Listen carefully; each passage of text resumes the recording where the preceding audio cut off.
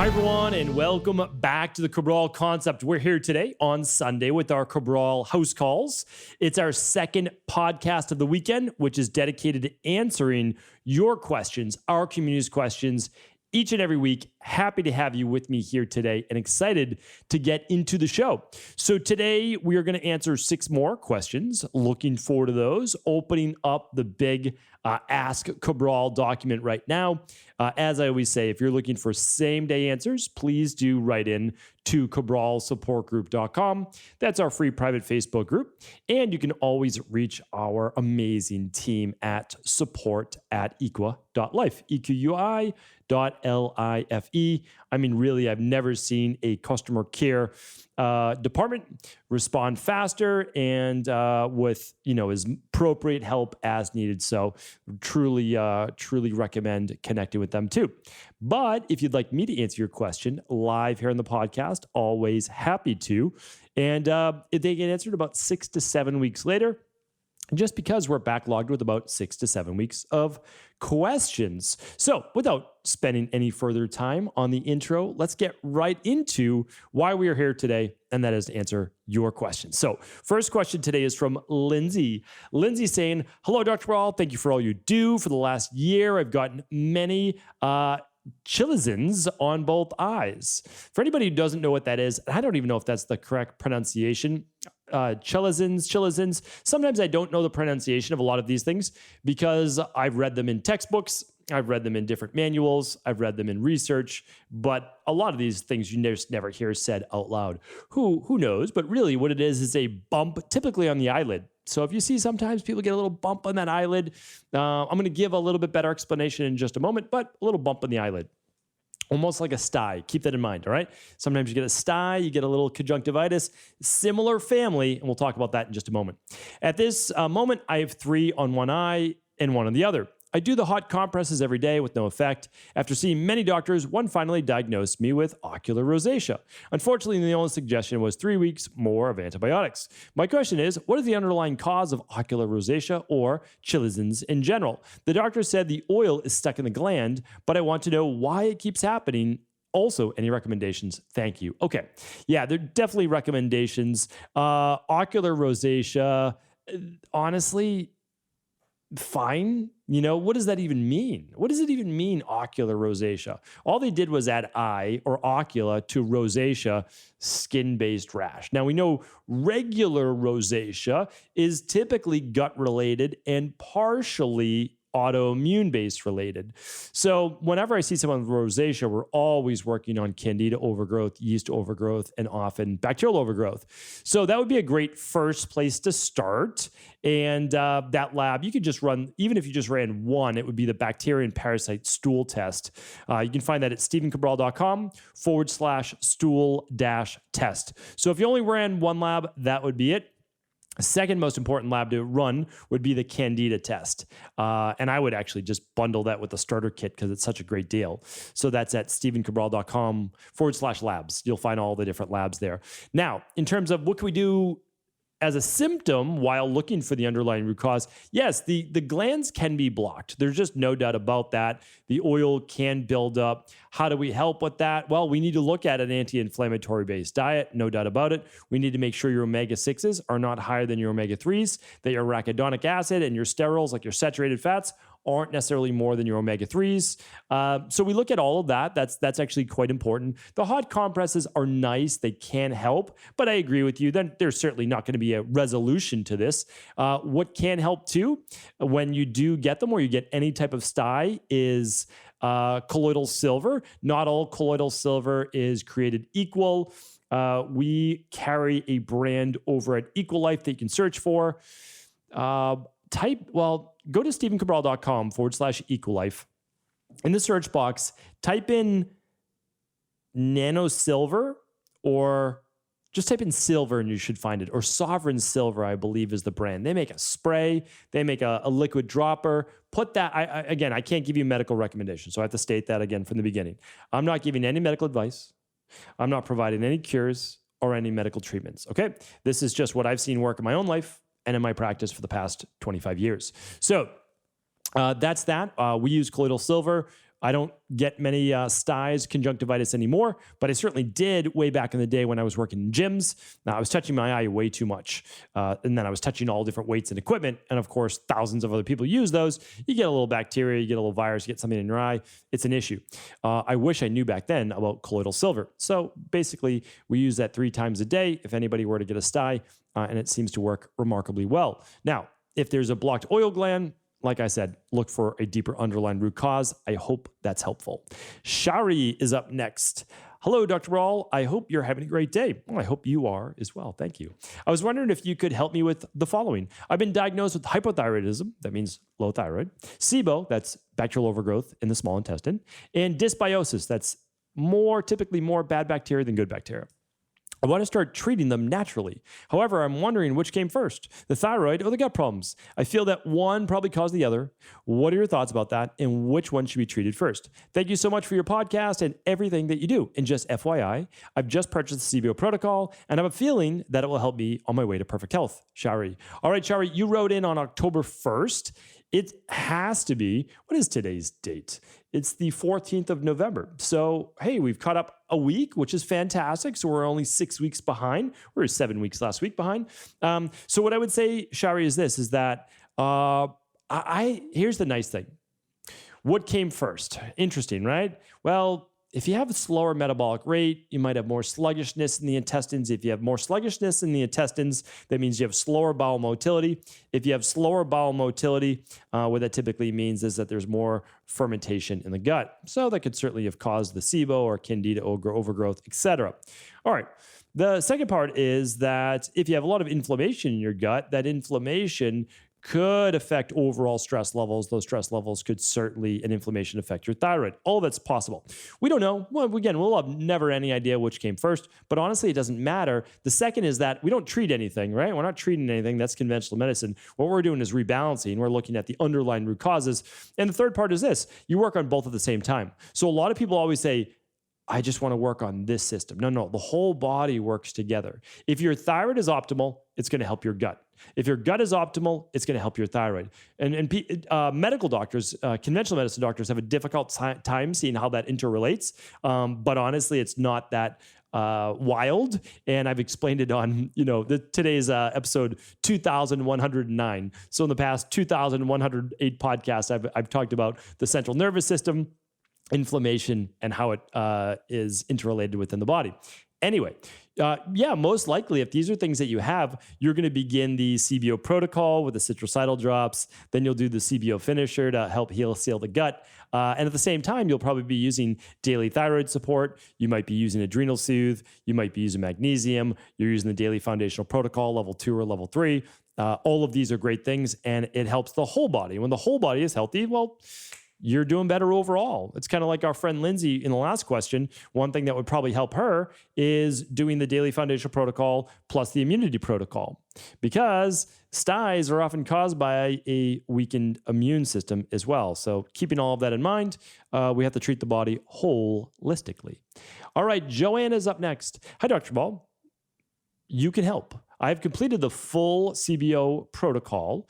And while on the CBO, by the way, if nobody knows what the CBO is, if you're kind of new to this world, it's the Candida Bacteria Optimization Protocol. So basically, people with issues with their gut, they do this protocol. Typically, they're running the Candida Metabolic and Vitamins test, or the Bacterium Parasite Stool test, or a food sensitivity test, and it helps them rebalance their gut over a period of 12 weeks. And it works so well. We have thousands upon thousands of practitioners using it all over the world, and 10,000s of people completing it every single year to fix their gut. So that's that. Okay. You were taking vitamin C for histamines towards the end of the CBO protocol, getting a lot of reflux. Now on the Heal and Sale, found vitamin C in anything with citrus like lemons causes tingling in my face and hands, and now on the feet. I'm assuming it's due to low B12 and iron from stomach acids. Is it possible vitamin C, straight ascorbic acid, can cause low stomach acid or even push down B12? As I retest my HTMA, which is the minerals and metals test, towards the end of the CBO, and my cobalt was down to 0. Before CBO was normal. All right, let's see what's going on here. So you've got some tingling, you've got some reflux, you have a return of SIBO due to low stomach acid, you believe. I'm a bit concerned about doing the GSE drops again. It's citrus. All right. Okay. So I understand you're having gut issues, maybe low stomach acid, recurring issues with the gut, some reflux. You're also getting some tingling, maybe from the vitamin C. All right. So vitamin C is not citrus. So I just want to throw that out there. Now, you can get vitamin C from citrus if you're eating an orange or a grapefruit or citrus-based fruit. Citrus-based fruit is a great source of vitamin C. But when you take ascorbic acid, L-ascorbic acid, you're getting an extract of the whole vitamin C. L-ascorbic acid is often looked at as like the outside layer of vitamin C. Now, when you take that, not in a vacuum, people like to say, well, it doesn't work. Well, it does work. And also it works better because you're typically eating 2 or 3 meals per day, and there's hopefully going to be some vitamin C in your diet, right? But humans don't make their own vitamin C, so you need to get your own vitamin C. And if you like a food-based vitamin C, you can always use a product called full spectrum vitamin C, where you get the best of both worlds because there's acerola-berry, hesperidin, etc. Okay.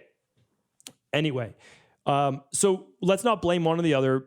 Vitamin C can be a little bit stronger in the stomach, but it's more acidic, which means it actually is not going to lower stomach acid. If anything, it would help improve, meaning like not improve stomach acid, but it would actually help improve digestion if you took it with a meal. Now, that doesn't count for alkalizing vitamin C, which is alkaline, because it's buffered with carbonate or bicarbonate-based products in there, which is your electrolytes.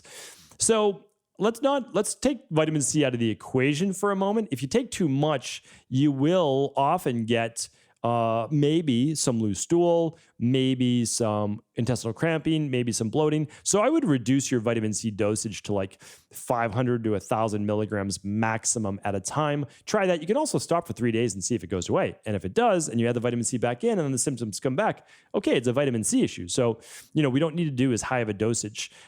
Even the daily nutritional support every day comes with 400 milligrams. So you're still getting a decent amount if that's the only thing you do. Now, an easier form, albeit there's probably a little bit of histamines in it, no doubt about it. So if you have a histamine issue, the full spectrum vitamin C, which is whole food based, would be easy to take one at lunch, one at dinner if you wanted to, because then you get some at breakfast with your daily nutritional support, some at lunch, some at dinner. You get about 1.5 grams a day, and that's pretty phenomenal. That's what most people need. All right. So let's go back to the gut issues though. So if you're talking about grapeseed extract, that's different. We don't use grapeseed extract. We use citruscidal. Citruscidal is an extract of grapeseed extract. And there's no real, it's like phosphatidylserine, right? So phosphatidylserine is used to lower cortisol levels. It's pretty much best in its class. And it comes from soy, but there's no soy in it. It's an extract from a portion of soy, but it's not like eating soy. There's no soy in it, right? So it's not going to affect estrogen levels. It has no effect. It's an extract, which means if you take, let's just say, let's use this as an example. Let's say you have a big chain link, right? And that's essentially amino acids, all those things. Let's say you clipped off like 3 or 4 of those links. Well, that's what we're using. Again, we're not using all soy. We're using a clip of it.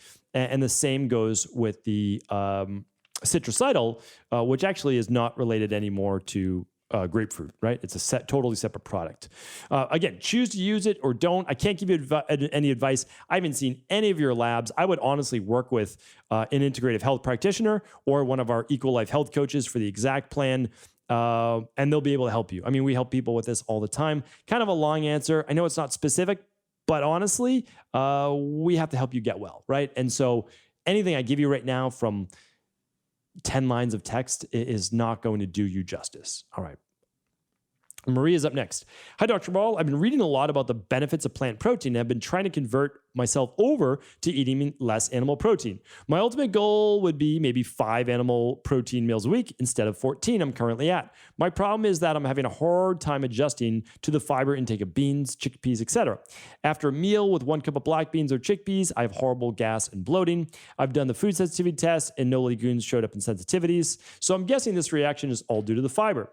How do you suggest I make the conversion? How long should it take for my body to get used to eating this much fiber? Side note, I have awful histamine issues that I'm currently addressing. So away from tofu because of high histamine level, currently on week 2 of the CBO protocol. A lot of CBO protocols here today. A lot of people with gut issues. But Maria, I think you're on the right track because honestly, this sounds like you may have a fermentation issue in the gut. I explained this in depth, and I know you wrote in on October 2nd. So I explained your exact answer right here. So it was on 2090 and 2091. So if you listen to both of those episodes, you will literally know exactly what you need to in your answer. And I would love other people to check out that show as well, because digestive issues have almost nothing to do with food sensitivities. And food sensitivities almost never show up as digestive issues. They are totally separate things. What you are reacting to is either the fiber or most likely the fructans in those specific things. And if I had to guess, it's the fructans, right? It's the fructose in those items that you're eating. That's most likely what it is. A lot of people would say lectins. I don't think so.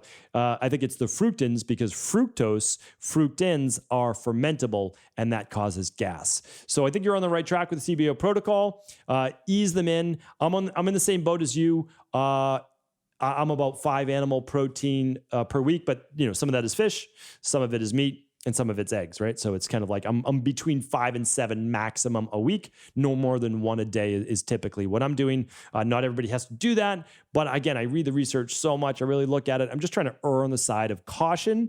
I know that there's some sacrifice there because I'm sacrificing the ability to put on a little bit more muscle because honestly, it is easier. I'm being fair. It is easier to put on more muscle if you take in more meat. It just is. You can take in the same amount of plant-based protein. I'm going to do a podcast on this. It doesn't equal the same results, even if the protein's the same. And the reason is that meat is more anabolic. And again, that's like very easy to prove through cholesterol and growth hormone production and protein synthesis, et cetera. Anyway, that's that with that. Hopefully that was helpful. Beck is up next. Beck is saying, can you please give me insight into my eating pattern? Largely, I'm extremely healthy eater, green juices, balanced meals, foundational supplements. I exercise, 3 liters water, midweek fasting days, don't take medications. I've done the Cabral 21-day detox, the intestinal cleanse, the liver cleanse. I need to understand the psychology of my binge eating on sugar. The desire for sugar generally occurs after a healthy meal, but if I sample sugar, it turns into a binge, uncontrollable. I'm unable to have a small portion. I don't understand the physiology, chemistry of my body that I'm so overwhelmed with sugar. When I'm with the social group and a platter is presented, cheese, crackers, I eat uncontrollably, even if I'm satiated prior or a meal is provided. I try to analyze whether it's nervous energy. Okay. Let's see what else. Drink fast. Again, in social scenarios, I drink quickly or replace some alcoholic beverages with sparkling water, offset the speed. I also used to be a social smoker. Okay, yeah, so I totally get it, totally understand. There's 2 parts to this. There's the actual neurotransmitter part, and then there's the gut part. So your gut, you're right, your body, that's your physiology affecting your psychology. And your psychology, because there could be issues around that, surrounding that, there's no doubt about it. I don't know you. I don't know your past. I don't know if there's any trauma. I don't know if there's anything there, because the psychology can affect your physiology as well, and that can affect your almost like insatiable appetite, right? So here's a thing to look at. I'm going to give you 2 pieces. One, those people that eat some sugar, and it really seems to affect them in terms of really wanting more and more, 2 parts of that. One, they could have a good amount of Candida overgrowth.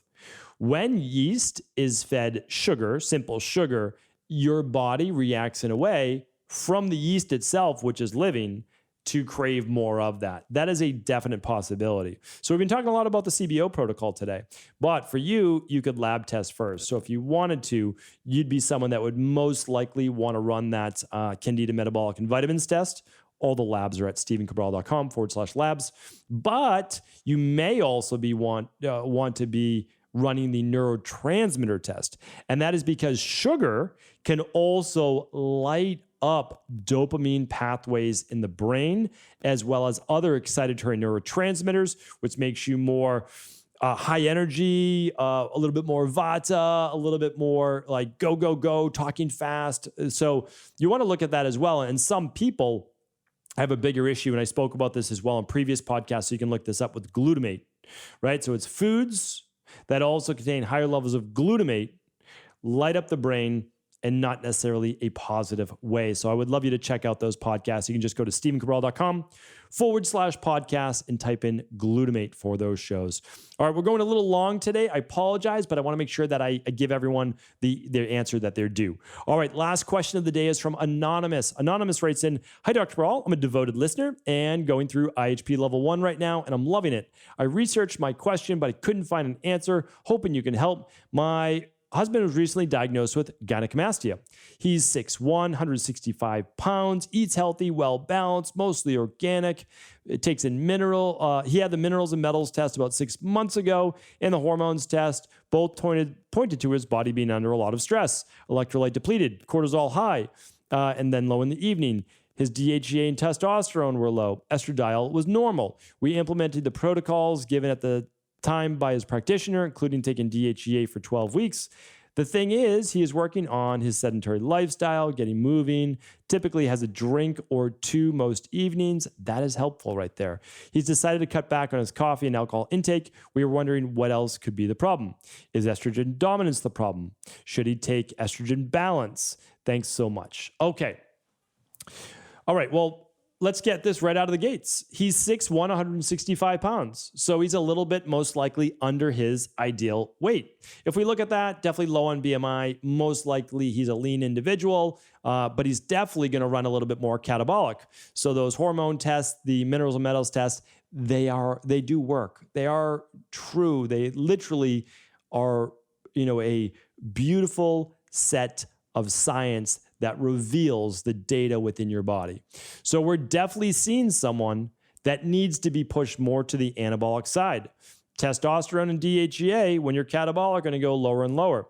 The advice to give a little bit more DHEA is fine. I don't disagree with it, but I also want to make sure he's getting in enough protein each day, enough carbs each day, and enough healthy fat each day to begin to raise those levels. Now, what could cause, because there's an issue, right? There's an issue with your husband converting more testosterone to dihydrotestosterone or estrogen, which we don't want, because that's what leads to gynecomastia. Gynecomastia is basically men developing a little bit of swelling or enlarged breast tissue around their nipples.